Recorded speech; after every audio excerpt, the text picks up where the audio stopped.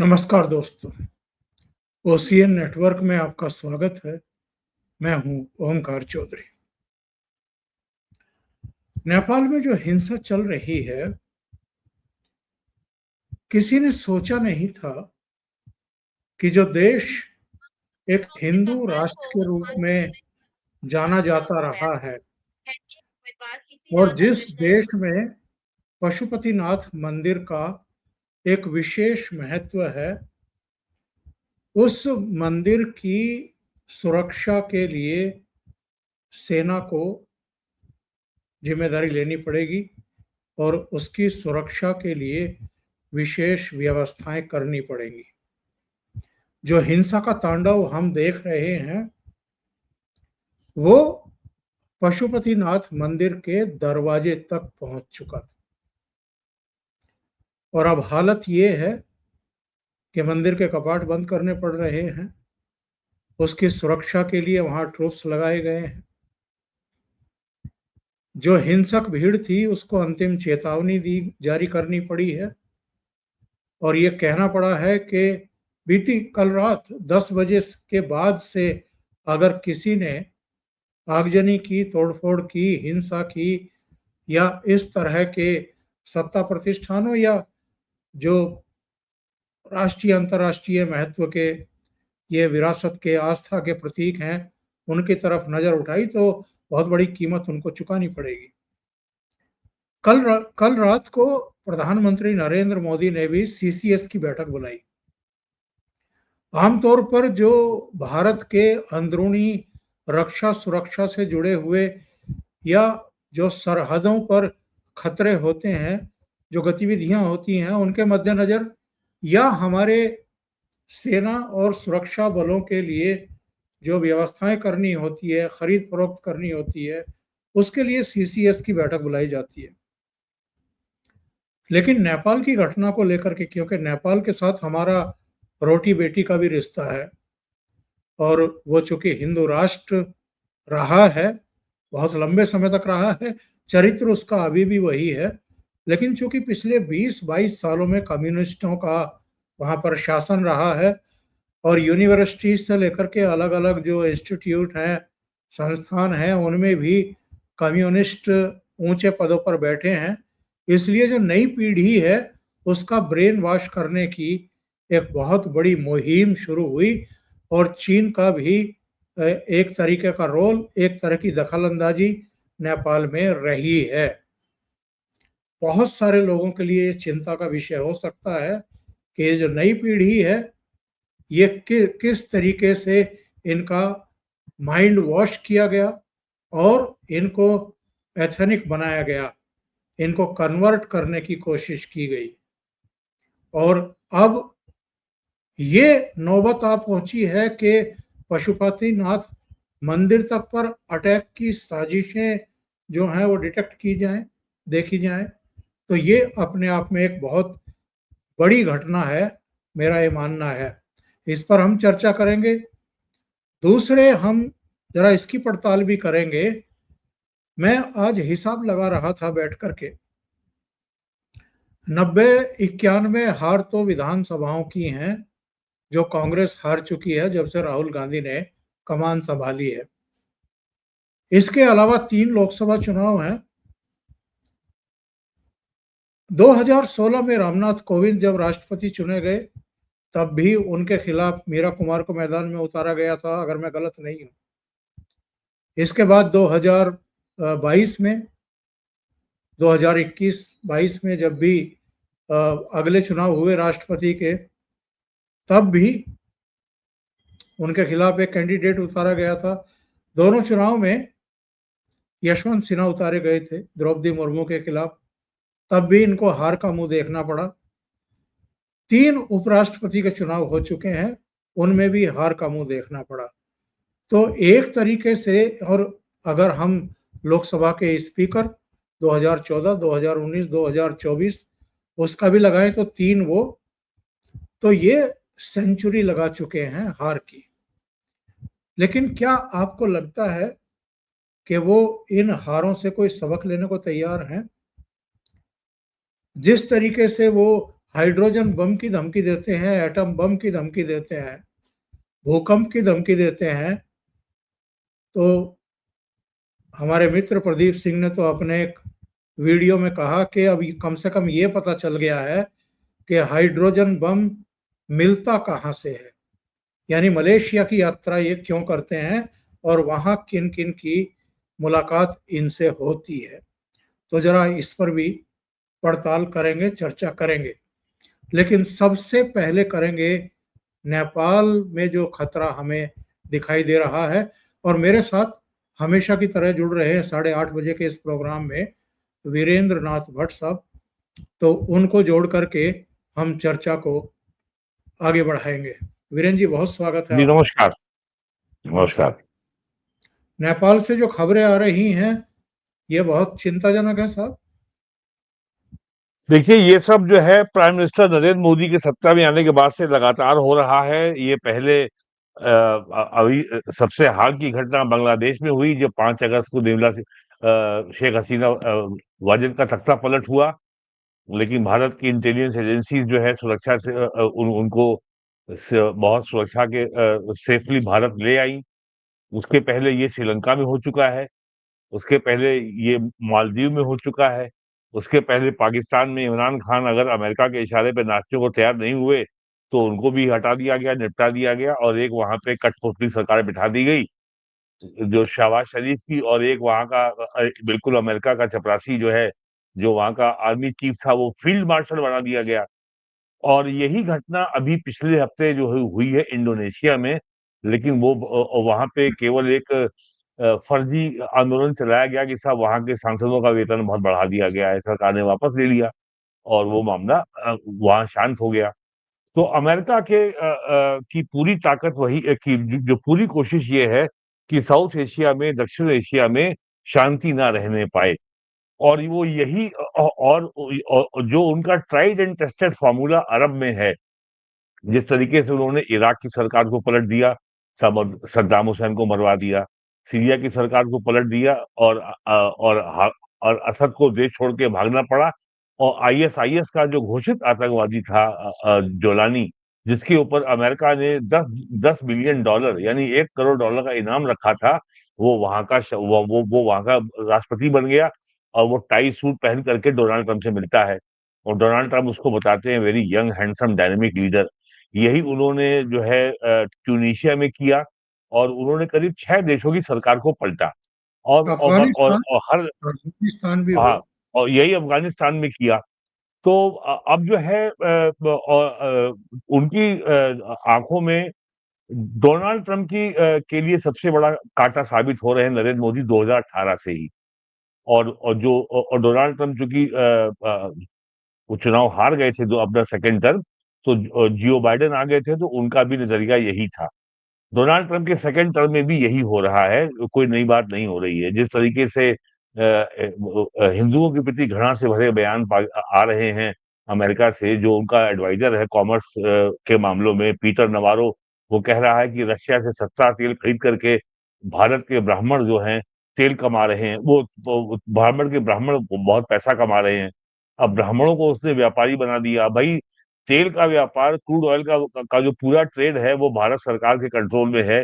3 कंपनियां हैं, Indian oil है, भारत पेट्रोलियम है, हिंदुस्तान पेट्रोलियम है, और चौथी है ऑयल इंडिया लिमिटेड, जो कि ज्यादातर काम करती है एक्सप्लोरेशन का और रिफाइनिंग का। और पांचवी है oil and natural gas commission.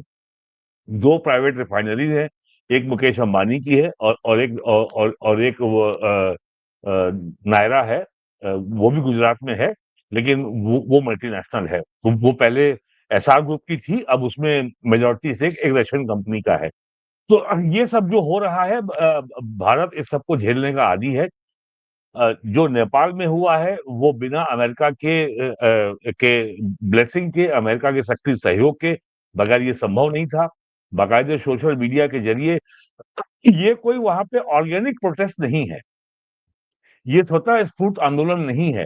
ये सही है कि वहां पे भ्रष्टाचार बहुत था, बेरोजगारी बहुत थी, और जो वहां की डेमोक्रेटिक सरकारें आई हैं राजशाही के समाप्त होने के बाद, तो वो सारी की सारी सरकारें जनता की आकांक्षा और एस्पिरेशन को मीट करने में असफल रही हैं। 16 साल में वहाँ 13 प्राइम मिनिस्टर बने हैं और वहाँ पे जो है नेपो किड्स का नारा चल रहा है, जैसे हमारे यहाँ कहा जाता है नेपोटिज्म, भाई भतीजावाद, वो वहाँ चल रहा है। नेताओं के रिश्तेदारों ने, पुत्रों ने, दामादों ने खूब पैसा कमाया, अमेरिका घूम रहे हैं। तो अब ये सरकार जो थी चूँकि चाइना के बहुत दबाव में थी और जो वहाँ का प्राइम मिनिस्टर ओली था, उसकी भी भारत के बारे में और सनातन धर्म के बारे में वही घृणा की भाषा बोलता था जो कि डीएमके का स्टालिन बोलता है या जो बिहार के लालू की पार्टी के नेता बोलते हैं। भगवान राम नेपाली थे, हनुमान जी नेपाली थे, महात्मा बुद्ध नेपाली थे, भारत से उनका क्या संबंध है? उसने भारत से सीमा विवाद तक खड़ा करने की कोशिश की थी, लिपुलेख और पिथौरागढ़ को नेपाल के नक्शे में दिखाना शुरू कर दिया था। तो ये सब जो हुआ है, ये भारत के लिए सर्टेनली कॉज़ ऑफ कंसर्न। और जो कुछ अभियान जो मैंने देश गिनाए, बांग्लादेश, मालदीव, श्रीलंका, पाकिस्तान और इंडोनेशिया, ये छोटे देश हैं, यहाँ पे तो जो है सरकार को बदलना षड्यंत्र करके, पैसा दे करके और बांग्लादेश हो या नेपाल हो, दोनों के पॉलिटिकल मॉडल एग्ज़ैक्टली सेम है, हर जगह यूथ का इस्तेमाल किया गया और जिसको नाम दिया गया बांग्लादेश में जेन ज़ेड, यानी जनरेशन ज़ेड, जो कि जिसका ऐसे लोग जिनका जन्म सन 2000 में या उसके बाद हुआ है।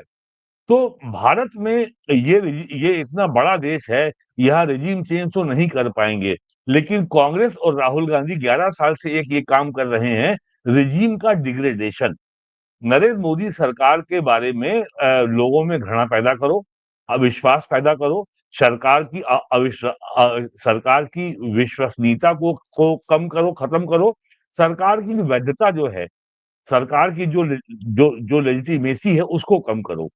तो य और इसीलिए जानबूझ के ऐसे प्रोटेस्ट कराए गए बाकायदे, जो कि षड्यंत्र के तहत ऑर्गेनाइज़ किए गए। दिसंबर 19 में जो 3 महीने प्रोटेस्ट चला दिल्ली के शाहीन बाग में नागरिकता कानून के खिलाफ, पूरा प्रयास किया गया कि सरकार पे ऐसा दबाव बनाओ, दिल्ली पुलिस पे ऐसा दबाव बनाओ कि दिल्ली पुलिस जो है बल प्रयोग करने को मजबूर हो जाए, फायरिंग करे तो बहुत ही अच्छा है।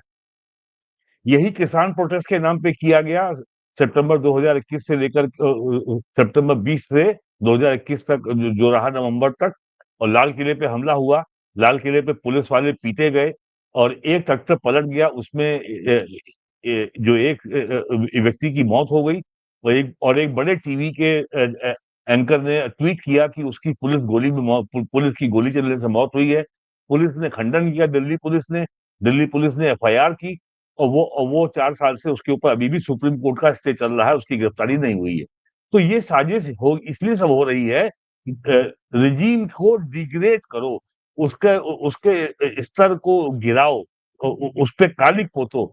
और जो लेटेस्ट और ये पिछले 14 महीने से ये अभियान सस्टेन तरीके से लगातार चल रहा है भारत में। पहले संविधान खत्म हो गया, ये कहा गया लोकसभा में, फिर कहा गया आरक्षण खत्म हो गया।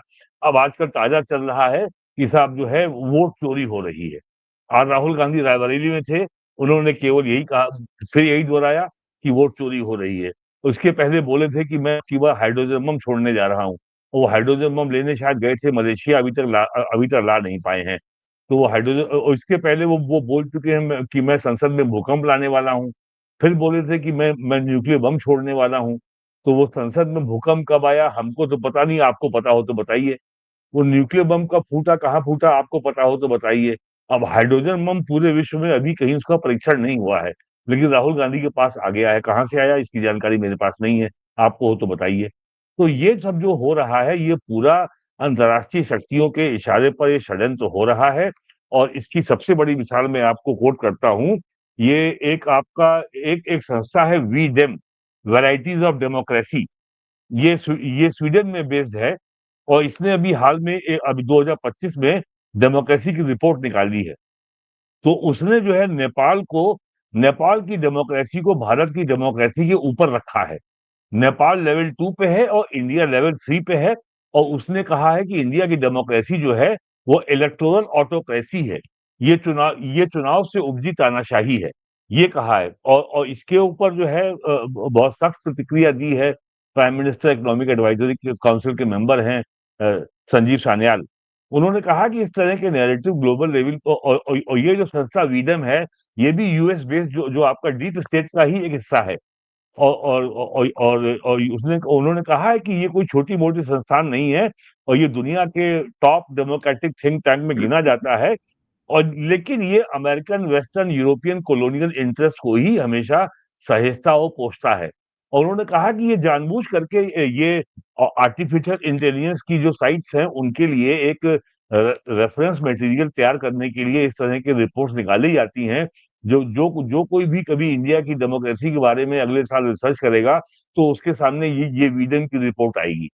और वीडन की और यूरोप की कोई भी संस्था किसी भी एशिया और अफ्रीका के देश के बारे में कोई रिपोर्ट अगर जारी करती है, तो उसको मान लिया जाता है कि ये बिल्कुल जो है प्रॉफिट का दिया हुआ एक सत्य है, इसको नकारा नहीं जा सकता, इसको मानना पड़ेगा। जैसे एक फर्जी रिपोर्ट निकलती है ग्लोबल हंगर इंडेक्स, भारत सरकार श्रीलंका को, नेपाल को, बांग्लादेश को, अफगानिस्तान को फ्री में गेहूँ चावल देती है और ये या बहुत रियायती दरों पे देती है।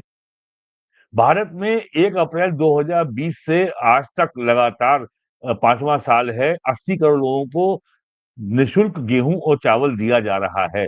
भारत सरकार पिछले 4 साल से ऊपर हो गए हैं, अब तक इसके ऊपर 20 लाख करोड़ रुपए खर्च कर चुकी है। उस देश में वो बता रहा है कि कि भारत का ग्लोबल हंगर इंडेक्स में नाम बांग्लादेश से भी नीचे है। तो ये हमारे खिलाफ एक षड्यंत्र का हिस्सा है कि भारत जो है अपने पैरों पे ना खड़ा हो पाए। चीन अगर अगर नरेंद्र मोदी चीन गए थे शंघाई कोऑपरेशन ऑर्गेनाइजेशन की बैठक में, उन्होंने अमेरिका को बहुत मिर्ची लगी, तो प्राइम मिनिस्टर ने बहुत स्पष्ट संदेश दिया कि हम किससे मिलेंगे, हम किससे एंगेज करेंगे, हम किससे बात करेंगे, ये हम तय करेंगे, ये आप नहीं तय करेंगे। और ज़ाहिर है कि पूरा जो अमेरिकन एस्टेब्लिशमेंट है, जिन्होंने दुनिया में 500 साल राज किया है, वो आज भी अपने आप को राजा समझते हैं, उनको ये बात बहुत नागवार गुज़री। और जिस तरह की जो जो यूएसए का जो कॉमर्स सेक्रेटरी बोल रहा है, Howard Lutnick, India will have to say sorry to us in 2 months. और पीटर नवारो क्या बोल रहा है? डोनाल्ड ट्रम्प बोल रहे हैं India is a dead economy. लेकिन उनको ये नहीं मालूम है कि अमेरिका की कंपनियां भारत में साल में 4 लाख करोड़ रुपए का बिजनेस करती हैं। वो अमेज़न हो, वो फ्लिपकार्ट हो, वो पेप्सी कोला हो, कोका कोला हो, माइक्रोसॉफ्ट हो, या एप्पल अब हो, तो अमेज़न हो, अब तो वो ट्रम्प बहुत के लंबी सुर सूची बदल है। चुके साहब। या अब तो गूगल है, फेसबुक है, एक्स है, ट्विटर है, तो लंबी अब सूची है। अब तो ट्रम्प तो के सुर तो बदल चुके साहब। वो नहीं साहब, उनको नो, नो, उनको नो, नो, डेढ़ आई उनको डोंट एग्री। डेढ़ आज ही सुबह ट्रम्प का ये बयान आया है, उसने कहा है यूरोपियन यूनियन से कि इंडिया चाइना पर 100% टैरिफ लगाओ। हाँ, खुद वो अमेरिका ठीक है, ने लेकिन 50 लगाया है। उनके उनके उस ट्वीट को देखिए जिसमें उन्होंने इंडिया को हाँ, ग्रेट देखा है कंट्री मैंने। कहते हुए ये नहीं, और मैंने ये देखा कहा है। है कि अगले लेकिन एक लेकिन में मैं सादगी जवाब अपने दिए। डियर मैंने देखा है फ्रेंड ये। मुलाकात बात यस, करूंगा। I have seen that. वो सब ठीक है, ये सब दबाव की एक पॉलिटिक्स चल रही है, ये सबकी समझ में आ रहा है। लेकिन वापस फोकस करते हैं नेपाल की सिचुएशन पर। नेपाल में जो ये खतरा पैदा हुआ, जिसकी वजह से पशुपतिनाथ मंदिर के कपाट बंद करने पड़े और वहां पर सेना को जिम्मेदारी लेनी पड़ी, ये सिचुएशन क्यों पैदा हो रही है?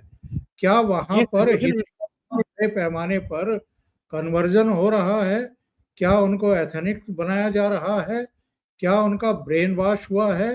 पिछले 20-22 सालों में कम्युनिस्ट सरकारें रही हैं, जगह-जगह इंस्टीट्यूशन में उन्होंने अपने लोग बैठाए हैं और ये सिचुएशन पैदा कर दी है कि वो हिंसा पर देखिए, उतारू हैं, दो मर्डर करें। 2015 में नेपाल में भूकंप के आने के बाद से लगातार जो क्रिश्चियन मिशनरी हैं, वो नेपाल में बहुत सक्रिय हैं और वो बड़े पैमाने पर लोगों को ईसाई बना रही हैं, कन्वर्जन करा रही हैं। और वो मिशनरी इतनी सक्रिय हो गई हैं कि वो नेपाल से निकलकर भारत की सीमा पार करके लखीमपुर और पीलीभीत में उन्होंने बड़ी संख्या में सिखों का कन्वर्जन किया। उसके बाद जो है आज से 2 महीने पहले जब जब उसमें विश्व हिंदू परिषद ने दखल दिया, तब ये कन्वर्जन रोका और जो कन्वर्ट हो चुके थे उनकी घर वापसी कराई। तो ये तो उनकी ताकत है। तो ये वो कर रहे हैं और अमेरिका की, यूरोप की हर जगह स्ट्रैटेजी यही रहती है कि जिस देश पे कब्जा करना है और जिस देश पे मनमाफिक सरकार नहीं है, उस देश की डेमोग्राफी बदल दो और वहाँ पे लोगों को कन्वर्ट कर लो। ये इन्होंने साउथ कोरिया में किया, ये उन्होंने जो है फिलीपींस में किया, ये काम बड़े पैमाने पर भारत में चल रहा है। नॉर्थ ईस्ट पूरा उन्होंने आपसे छीन ही लिया है, कन्वर्ट हो ही गए हैं।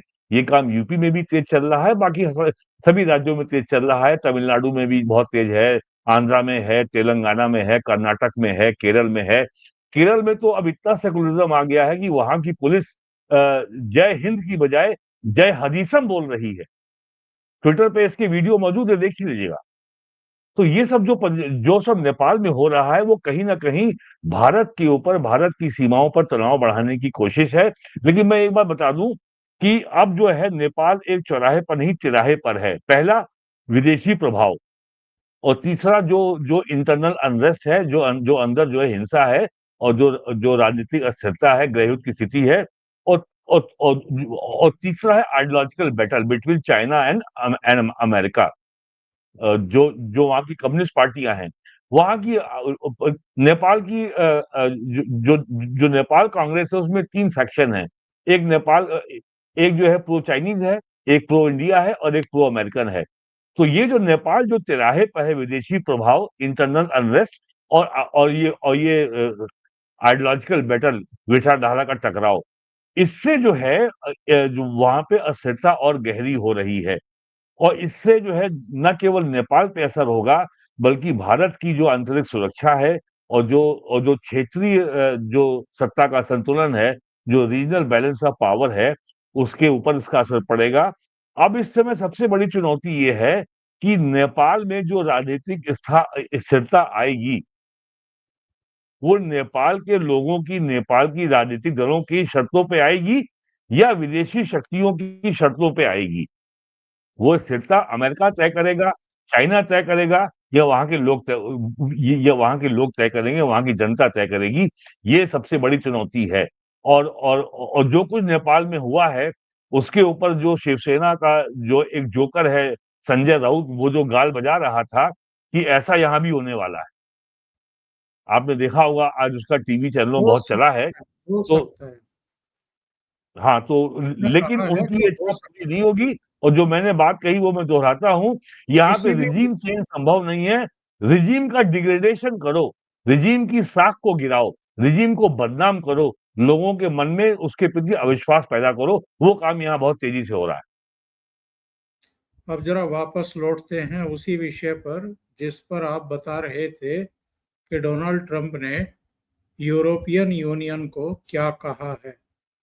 मैं इस ट्वीट की बात कर रहा था, इस मैसेज की बात कर रहा था। हाँ, ठीक है, मैंने देखा है सुबह ये, यस। एक मिनट। इसमें इन्होंने क्या कहा है? इन्होंने जिस भारत को डेड इकोनॉमी बताया था, उसको लास्ट के सेंटेंस में क्या बता रहे हैं ये? Hmm, both of our great countries, यानी नेपाल के साथ भारत भी ग्रेट कंट्री है, महान देश है। इस संदेश में इन्होंने प्रधानमंत्री के बारे में कहा है, my very good friend prime minister Modi, in upcoming weeks I look forward to speaking with my very good friend Prime Minister Modi in the incoming weeks। उसका जवाब भी प्रधानमंत्री नरेंद्र मोदी ने उनको दिया है। हुँ, कहते हैं हुँ, आपके ऊपर जो आप कह रहे थे कि यूरोपियन यूनियन को उन्होंने कहा कि चीन और भारत पर 100% टैरिफ लगाओ, तो डोनाल्ड ट्रंप हुँ। खुद क्यों नहीं लगा देते 100% टैरिफ? यूरोपियन यूनियन को क्यों कह रहे हैं ये? वो एक कदम और आगे बढ़ गए हैं, जो भारत ने 2018 में air defence system S-400 missile जो रशिया से खरीदा था, उस समय अमेरिका का दबाव था, आप इसको मत लीजिए। अमेरिका ने धमकी दी थी, हम आपके ऊपर सैंक्शन लगाएँगे। इसके लिए अमेरिका में कानून है, काटसा कानून, countering the American adversary through sanctions act. लेकिन फिर भारत के कहने पर ट्रंप मान गए थे और भारत के ऊपर सैंक्शन नहीं लगाई गई थी। और यही S-400 मिसाइल सिस्टम टर्की ने खरीदा था, जो कि नेटो का मेंबर है, North Atlantic treaty alliance organisation. उसके उसके ऊपर सैंक्शन लगा दी थी, वो आज भी जारी हैं।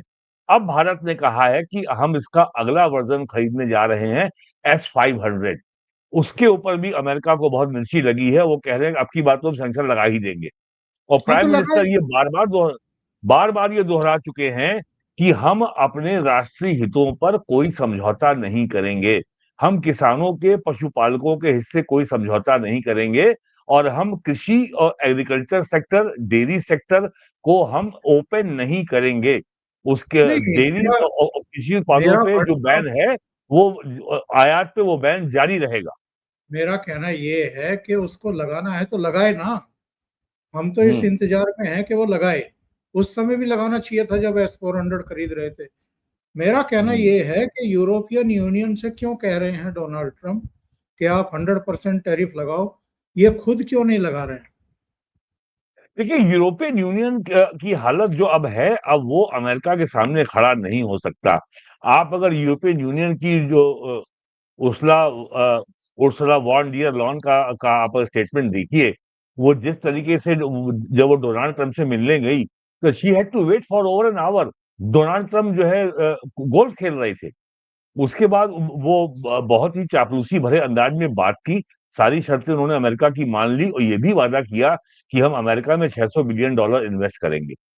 तो यूरोप की स्थिति ये नहीं है कि वो अमेरिका के सामने खड़ा हो सके, कि यूरोप में केवल एक ही देश है जो खड़ा होता है, उसका नाम है फ्रांस।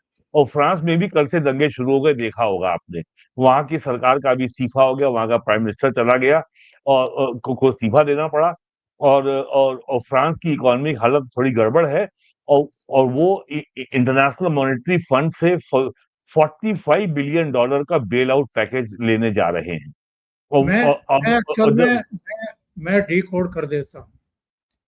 पिछले हफ्ते ही यूरोपियन यूनियन ने प्रधानमंत्री नरेंद्र मोदी से ओपन हाँ, माइक पर बात की है और हाँ। उनसे ये कहा है कि हम जल्दी से जल्दी FTA करना चाहते हैं, हुँ, एग्रीमेंट हुँ। करना चाहते हैं, मुक्त व्यापार समझौता आपसे सिरे चढ़ाना चाहते अरे, हैं। आज ही उनकी बात हुई डोनाल्ड है जॉर्जिया मेलोनी से, जो इटली की प्राइम डोनाल्ड मिनिस्टर ट्रंप हैं।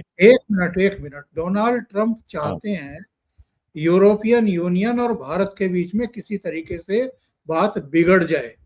इसलिए वो हाँ, दरार आ यूरोपियन जाए यूनियन ये। कहते हैं कि आप 100% टैरिफ लगाओ। अरे मूर्ख आदमी, हुँ, तो खुद लगा देना। यूरोपियन यूनियन से क्यों कह रहा? क्योंकि वो यूरोपियन यूनियन को भड़का करके मोदी के खिलाफ या भारत के खिलाफ एक अस्त्र बनाना चाहता है कि 100% टैरिफ लगवाओ। वो लगाने को तैयार ही नहीं है। नहीं, अमेरिका की ये पुरानी नीति है, अपने राजनीतिक और अपने आर्थिक हितों की पूर्ति के लिए दूसरों के कंधे पर रख के बंदूक चलाओ। जैसा कि क्वाड है, क्वाड्रिलेटरल, उसके 4 मेंबर हैं, यूएसए है, ऑस्ट्रेलिया है, इंडिया है, जापान है। ये संगठन चाइना के खिलाफ बना है। और यूएसए चाहता है कि इंडिया खुल करके चाइना को अपना शत्रु घोषित कर दे। भारत ने कहा हम ये कभी नहीं करेंगे। हम आपके हितों के लिए चाइना से हम दुश्मनी मोल नहीं लेंगे। हम चाइना से दुश्मनी उतनी ही मोल लेंगे जितना हमारे अपने जो हमारे जियोपॉलिटिकल, इकोनॉमिक और मिलिट्री इंटरेस्ट के लिए आवश्यक होगा। हम अमेरिका के राजनीतिक और मिलिट्री हितों के लिए चाइना से बेवजह दुश्मनी मोल नहीं लेंगे। ये बात भी अमेरिका को समझ में नहीं आती है और यही काम अब वो ईयू के माध्यम से इंडिया के लिए कर रहा है। अभी पिछले महीने ईयू ने इंडिया के ऊपर जो है सैंक्शन लगाया और कहा कि साहब जो है अगर इंडिया जो है अगर क्रूड ऑयल रशिया से मंगाता रहेगा तो हम नायरा को जो है को हम सैंक्शन कर देंगे, जो नायरा रिफाइनरी है गुजरात में।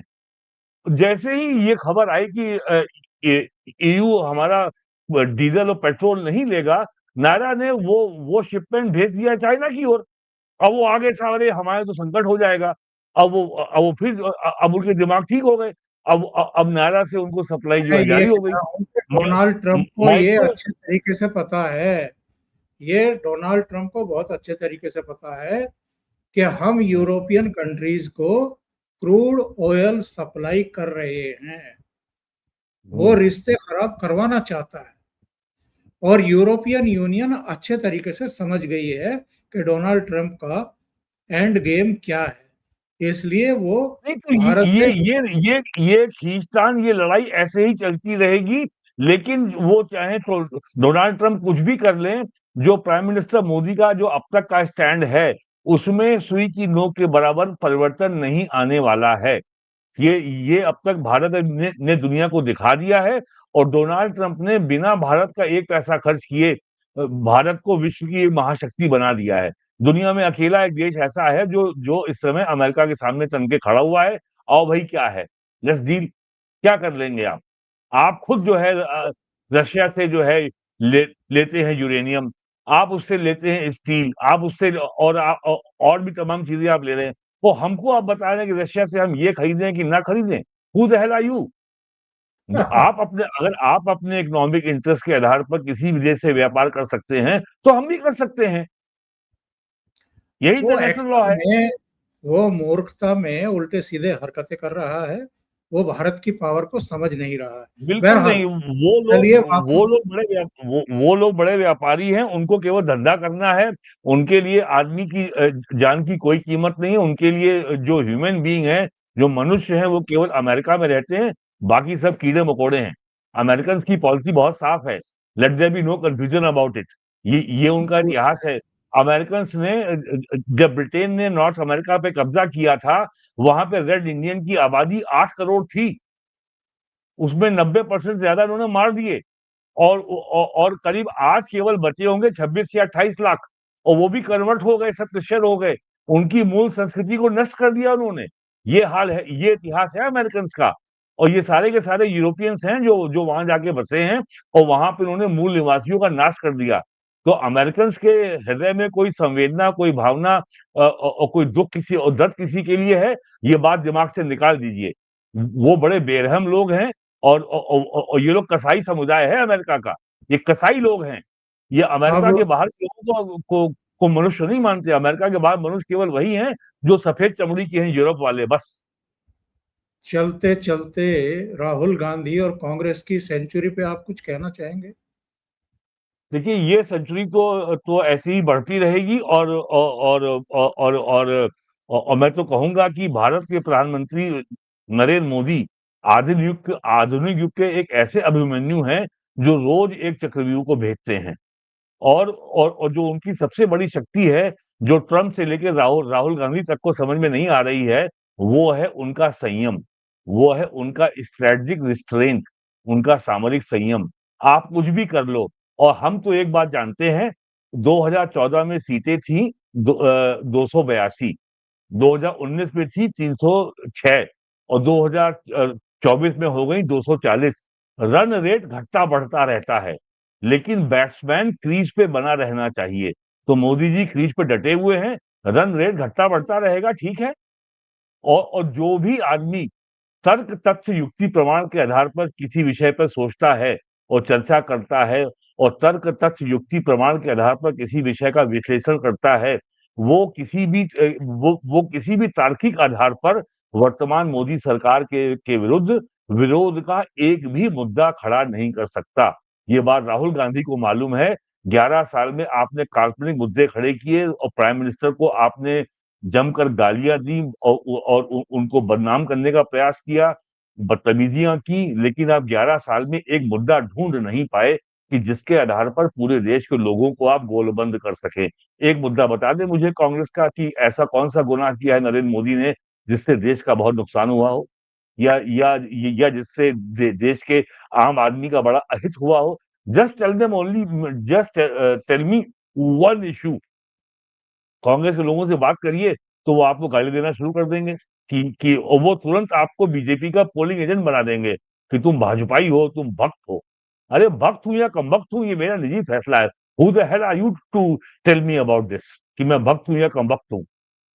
तो ये चलता रहेगा। और बस केवल हम लोग आने वाले 5 साल ऐसी गिनती करते रहेंगे कि आज सेंचुरी हुई है, फिर आज 110 हो गए, फिर 120 हो गए, फिर 150 हो गए। और अभी जो है चुनाव बिहार में है, फिर बंगाल में है, उसके बाद जो है 26, फिर 27 में 5 राज्यों में और है, फिर 28 में 4 राज्यों में है, कर्नाटक में है, राजस्थान में है, मध्य प्रदेश में है, छत्तीसगढ़ में है। तो अभी कम से कम 11 राज्यों में चुनाव होना है अगले लोकसभा चुनाव के पहले। तो इन 11 राज्यों में मुझे आप एक राज्य बता दीजिए जहां कांग्रेस की सत्ता में आने की उम्मीद हो। बल्कि दो और हैं, आंध्रा और तेलंगाना। उससे पहले तो असम, केरल है, तमिलनाडु है। हाँ, सब है। तो मतलब तो इसका मतलब करीब 14-15 स्टेट में चुनाव होना है। मुझे एक राज्य बता दीजिए जहां आपको लगता हो कि कांग्रेस अपने बहुमत के बल पर सरकार बनाने की ताकत, हैसियत रखती हो। Just tell me one state. You will not find even one state. 10 जनपद है ना। बहुत बहुत धन्यवाद वीरेंद्र नाथ भट्ट साहब, आप जुड़े जी, जी, और जी, जी। बहुत महत्वपूर्ण मुद्दों पर आपने चर्चा की। Thank you so much. नमस्कार। नमस्कार।